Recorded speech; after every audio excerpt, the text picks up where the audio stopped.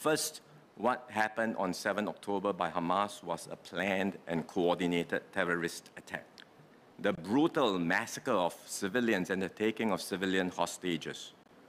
Hamas has said they are ready to repeat these heinous attacks to, quote, bring about the annihilation of Israel. So that's not just one time, they are prepared to repeat the attacks. The Palestinian people have many historical grievances which we empathize with. These need urgent resolution, but there can be no excuse, no justification whatsoever for the wanton acts of violence and terrorism by Hamas. So we must condemn these terrorist acts unequivocally. Let's be clear, it's in our national interest to do so. To compromise on this stand would be to compromise our own security. Second, Israel has a legitimate right to defend itself. This right to defend one's citizen and territory is a fundamental right enshrined in the UN Charter. And in this case, it means Israel has the right to take action to prevent Hamas from attacking again.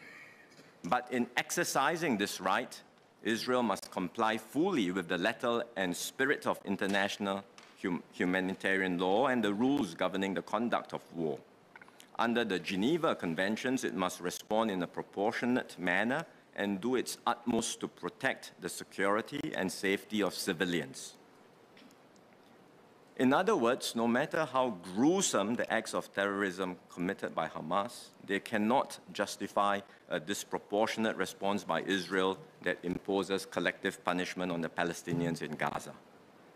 If Israel violates international humanitarian law, it risks losing the moral high ground and undermining its own cause both domestically and internationally.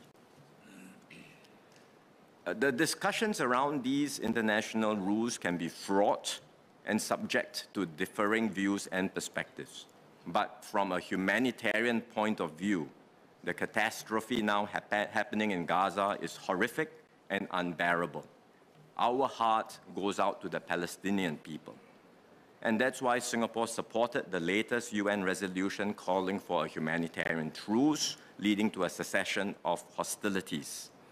We also urge Israel to facilitate the supply of food, water, medical supplies, and fuel in Gaza. And we will do our part to assist in global relief efforts.